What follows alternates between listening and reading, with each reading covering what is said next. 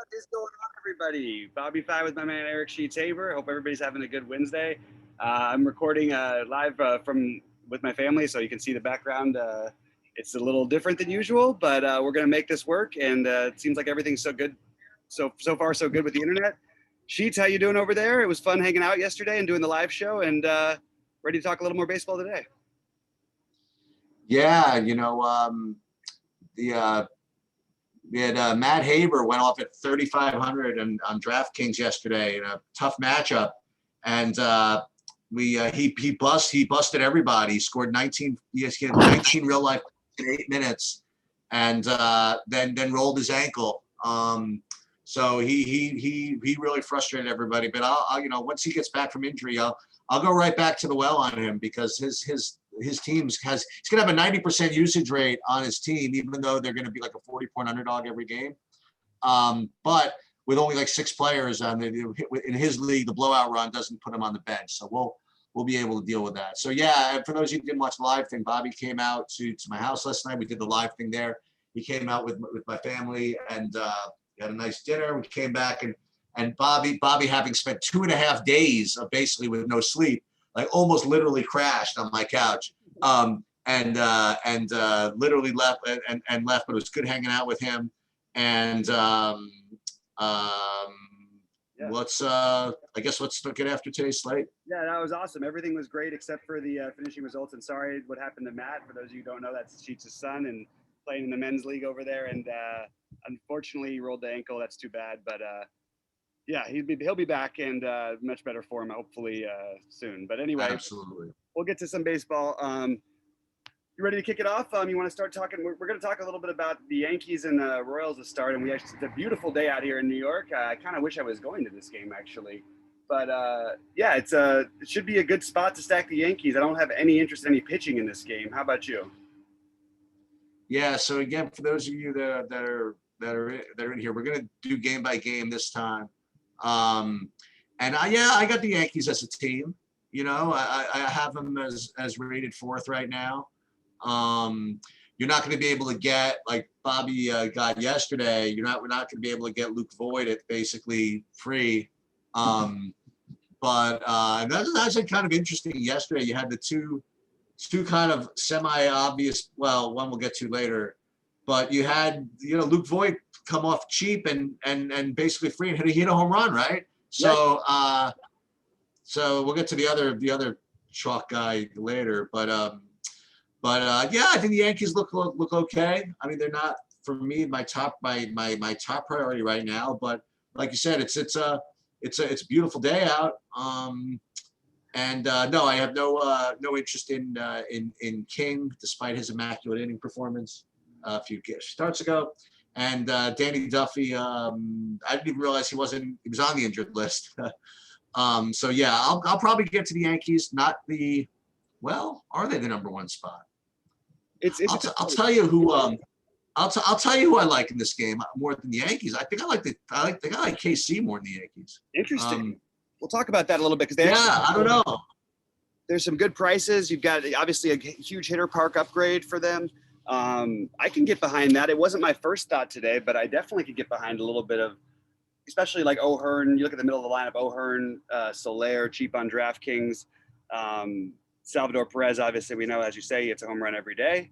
And then you can mix it in with some Witt or Santana. I kind of like that as a different stack. There's some really obvious stacks today, but obviously you can't play all of them. But the Royals are not one of them, and I think that you're going to get them at reasonable ownership outside of maybe some people will play O'Hearn at the minimum cost still. That's about it that I have for like things somebody was going to prioritize.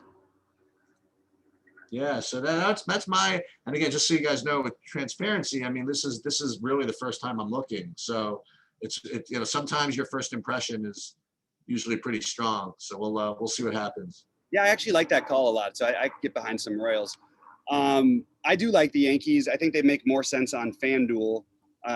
One thing to remember when Duffy pitches, he's actually not all that bad, but he can give up some power. Oh.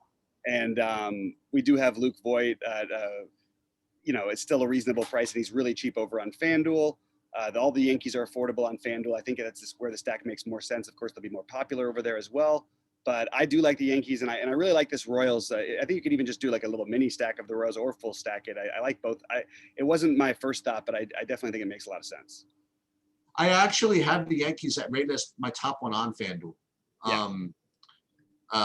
And for those of you who know what I'm referring to, I mean, I'm referring to my sheets where I rank everything, and that's going to be on True DFS. It is now, and it will be, behind the paywall sooner than later. But in any case, so I have them ranked first on FanDuel, and I don't have them ranked as highly owned. This is early as hell, right? As highly owned as maybe they could have been. Actually, I have them ranked second to Houston with respect to ownership. But we'll get to Houston and get to them a bit. Yeah. Actually, we skipped over them. I actually had Houston, Baltimore as the first one. I had the Yankees first because of the sheet I was looking at, but I should have started with that. We can jump now because I think we did our thoughts on that game. But I do think Houston will be the most popular, and for good reason. Eshelman is it's probably one of the worst pitchers in baseball, although he looked pretty good last time out against Toronto. And terrible bullpen behind him. You have a Houston lineup that's getting back closer to being healthy. But again, another fairly expensive stack if you're talking about the guys you really want. So do you have this as your number one stack? I have them second. Oh, okay. I have them tied with somebody for second.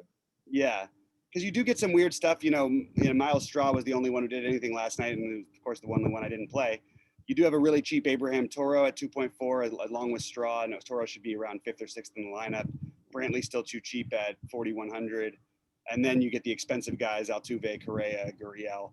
I like attacking Baltimore, and Baltimore, great hitters park, obviously. So I am actually very into Houston. I have them near the top of my board. And they're pretty much, I'm probably going to have a couple players from this game in most of my lineups.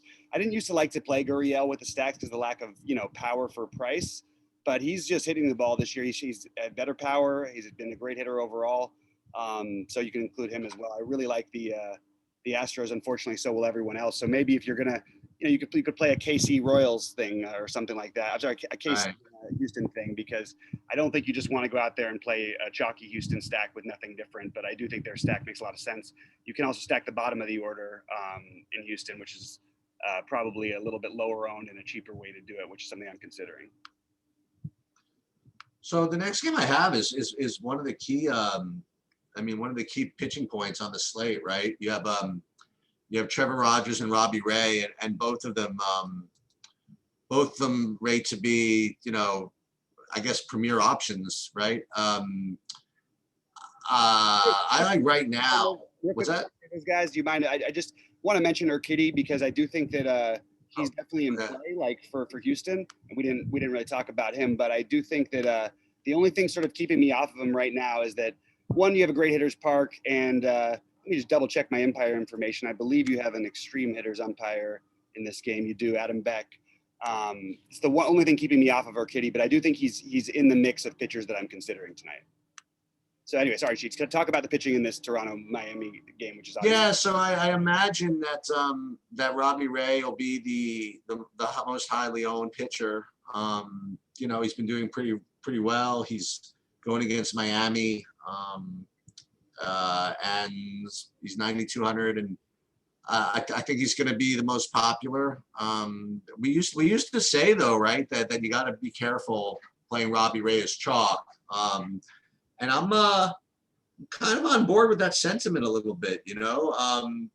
He's definitely rates really good, really well, but and again, put a gun to my head, who's the top play? It's probably Robbie Ray, but with all that ownership, I might not, go all in on him or anything like that.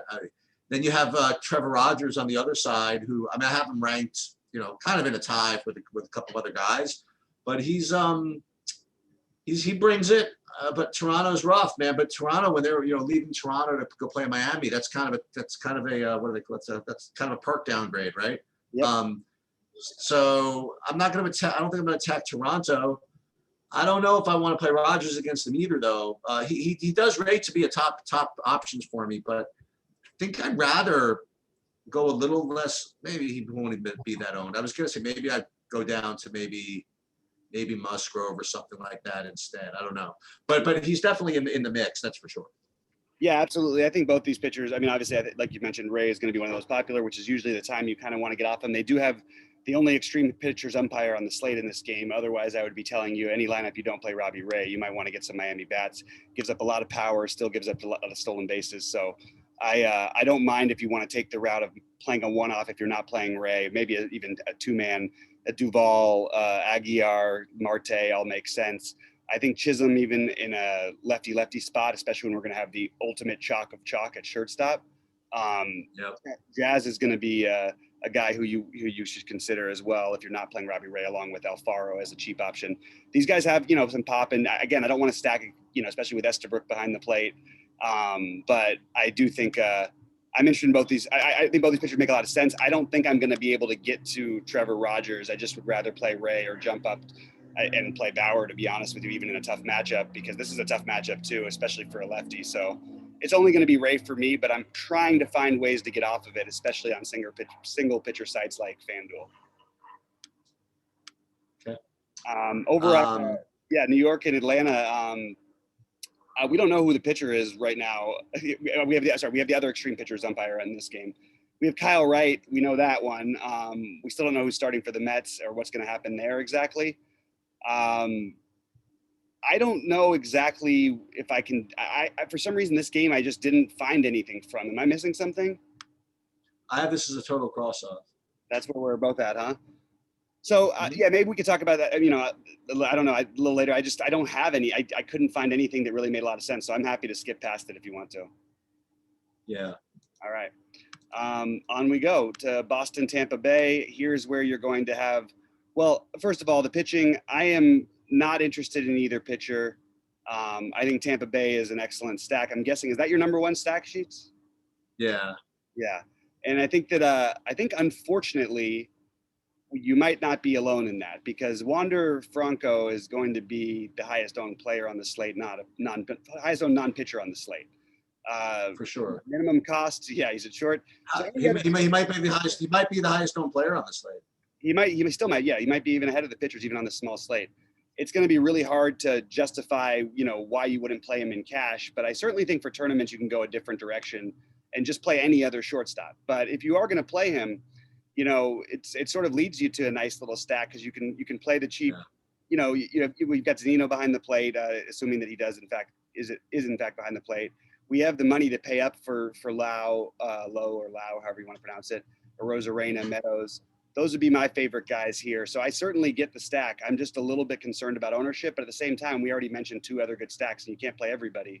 So this is one near the top for me too. I think I have them just behind Houston, but I certainly can get behind it. I'm just a little worried about ownership. My initial instinct is to stack Tampa and not use Franco. That would be my that would probably be my attempt. Because obviously Franco is going to be the most popular of all of it, and baseball doesn't have to get there. Right. So that's probably what I'm probably going to end up doing is if I play Tampa, like, unless I'm going really off the board somewhere else. Because I agree with you. I think that the Tampa stack is going to be it's going to be pretty popular, right alongside of the Yankees and Oakland and some, you know what I mean? Like I think that they're going to be right up there. So, but I'll try it. I mean, I'll try lefties for sure, and I'll try Rosarena always, and I'll throw out I'll X Franco in these. So that's fine. I mean, no big deal. Yeah, I love that idea. I think it's a really interesting way to go. I mean, if you really want to get different and you're not starting Robbie Ray, you could play Chisholm as your shortstop in the lefty with a good stolen base matchup, skip Franco, and then stack Tampa Bay, and boom, you've got a very different way of going about a very popular stack. So that's a good way to get different on a smaller slate. I like that actually quite a bit. And I don't think you need to fully stack tonight either. I mean, this is a smaller slate. It's another one of those where I'm not going to say you need to 5-man, but if you are going to, that's going to lead into our next game. I have no interest in either pitcher in this game. I'm watching Fulte pitch, and it's painful, man. He doesn't have anything at all anymore. And I just don't see how he gets through. You have a non-strikeout pitcher against a team whose problem is strikeouts. And I just don't see how he gets through this cleanly. I can't picture it. If he has one thing going for him, it's that he doesn't walk. He's walking guys, but not, I don't know. there's nothing going for him really, to be honest. He's got a good park he's pitching in. That's about it. This would be potentially my number one stack. I think it actually may be my number one stack. The only problem is you've got some weird situations. Like Moreland basically gets 2 at bats every game because every time that he plays, you get a pinch hitter, and then you really do run that risk because so some of these guys, they say, oh, well, if a lefty comes in, but a lefty's never going to come in to pitch a team with all righties. The problem is if you got him and Olsen near each other in the lineup, you're going to get, as long as they're within 2 spots of each other, which you kind of want because you want Moreland batting higher in the order, you're going to get a pinch hitter there that pretty much when we lose, if it's that part of the order, when eventually Fultonevich gets crushed. So that's the only issue I have is like which guys we want to play. For me, it's very high on Laureano, Kemp, Olsen, and then Chapman. But I actually probably will include Moreland just because he's never owned. I do worry, though, that you're going to get only 2 at-bats out of him, maybe 3. There's always a chance, maybe they bring a righty in out of the pen if it's for long relief. But it's a little bit worrisome about the pinch hit risk. That's the only reason. And then you've got guys like Jed Lowry who aren't exciting. Sean Murphy's batting a little further down the lineup is expensive as catcher. But I certainly love the Oakland stack, and I think we need to pick on Fultonevich every time we get a chance. Olsen, Lowry, Canha, Laureano. Good point about which I didn't consider about the Moreland thing, because I was going to probably suggest to play Moreland instead of Olsen as a way to get different over there. But I don't pinch hit risk is nothing I'm really excited about. Yep. Yeah, it's a little worrisome, but at the same time, I still think you're going to get the low ownership because people are pretty onto it these days with the pinch hit thing. So I don't mind the idea of playing Moreland. On FanDuel, he's 2,200, also probably a risk worth taking over there to get a little different. And you could play he and Olsen together, which immediately is going to make you a little bit different with your stack. So I don't mind that at all. Are you interested? Yeah. So what do you think? I didn't get there. What's that? Are you interested at all in the Texas side? Because I didn't get there. I didn't at all. Yeah, and I actually thought for a second about Kapilian. I can never pronounce this guy's name. But I can't quite get there either. I just feel like that. I mean, maybe he is an interesting, different way to go. Looking for an SP2. He's going to have low ownership. This is a guy who's put up 22 in the last game against the Yankees, put up 27 the game before that against the Royals. Has had shown pretty good K stuff so far this season against a Texas team that likes to strike out. So I think maybe we should be considering him a little bit. Okay. So that's the only thing I would throw in there. Are you ready to get to the finale? The Dodgers. Now you get some playoff previews almost, right? Dodgers getting their lineups back soon. They're getting their lineups back. They still lost the last couple games to the Padres, which if you were around my family, you would think that they were already out of it for the season. I don't understand why everybody takes every regular season game so seriously, especially if you're not playing DFS. That's the only time I think like you should be. But yeah, it's a good game with 2 really good pitchers, and I think both are extremely viable. On FanDuel, I find myself just wanting to sort of take the shot with Bauer. I think that his owner, he's going to have, it's not like Bauer's ever going to pitch and just going to be unowned. It's obviously a tough lineup, but it's not like there's no Ks in this lineup. And I think Bauer is going to, he's going to have ownership. He's the best pitcher on the slate. Tough matchup, sure. I'm happy to go there. I think Musgrove is going to stand out to a lot of people on FanDuel at 7,900. I'm not finding myself needing the savings, but I think he's viable anyway. I actually think, though, more likely I'm probably going to play Dodgers bats before I play Musgrove today. If you want, if you really want to play Musgrove, for example, on FanDuel, you could play you want to try Rich Hill at 6,900 instead of the 7,900? Yeah, I think that's interesting actually. I could get behind that before I played Musgrove probably. As I don't know if he'll be chalked, but my initial thoughts are that he's going to end up being one of the 3 most popular pitchers on FanDuel. I just think it's sure. So yeah, I love Rich. Well, Rogers, Musgrove, Gray, Bauer. One of them, right? Yeah, and even Ray will still get ownership even though he's 11K. So yeah. I personally would rather side with taking the bats. I think that I'm probably going to play one lineup on FanDuel today, and it's probably going to be Bauer. I'm probably going to use Bauer as my starting pitcher. I just think when you talk about he and Ray at the same price, even in a tougher matchup, I just think I'll just side with Bauer in that situation. I am a little worried about the Gook factor or the lack thereof, which we've been talking about lately. Yeah, it's going on everywhere. Yeah, and you're seeing a lot of pitchers come out of games a little bit early with strange injuries that we haven't seen before. But even with all of that, even when he's struggled lately, especially on FanDuel, thinking about your SP1.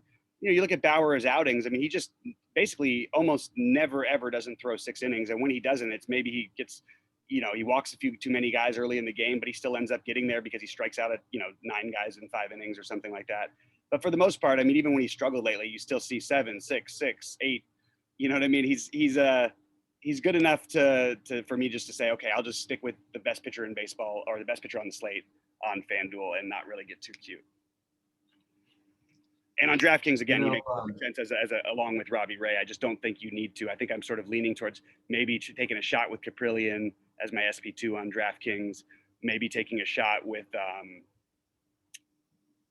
who did I have as my other one? Oh, Urquidy. Because I do think that between Bowers and Musgrove here, you're going to see a lot of ownership.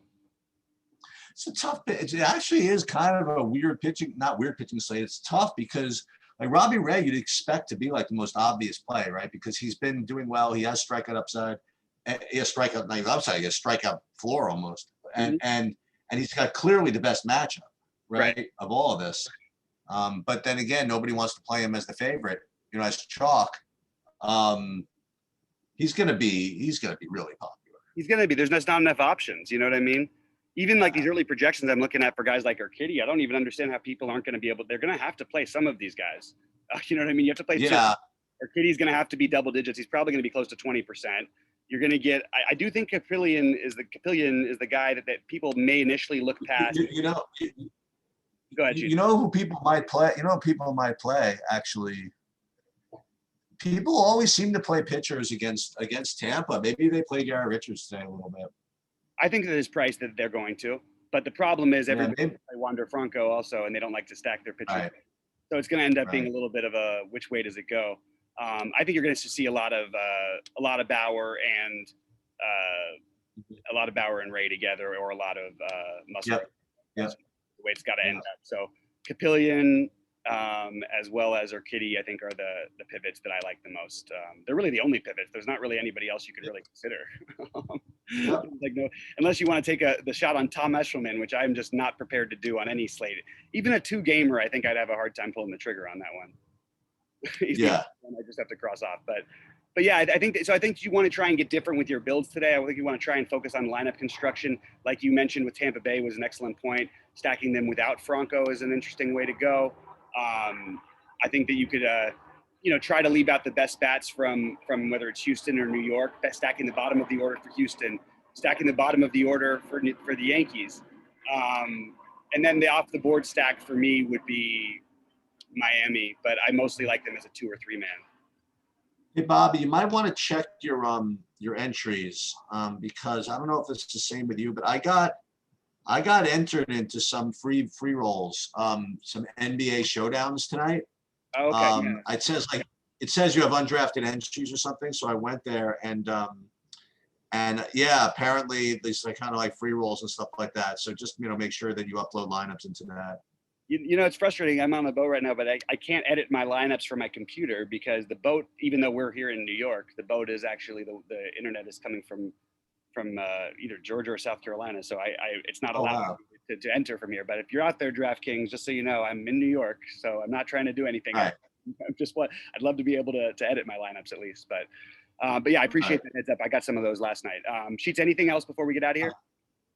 No, we're good. All right. Good luck to everybody out there, and we'll see you later. Hopefully somebody wins something tonight. We'll see you at the top of the leaderboards, guys.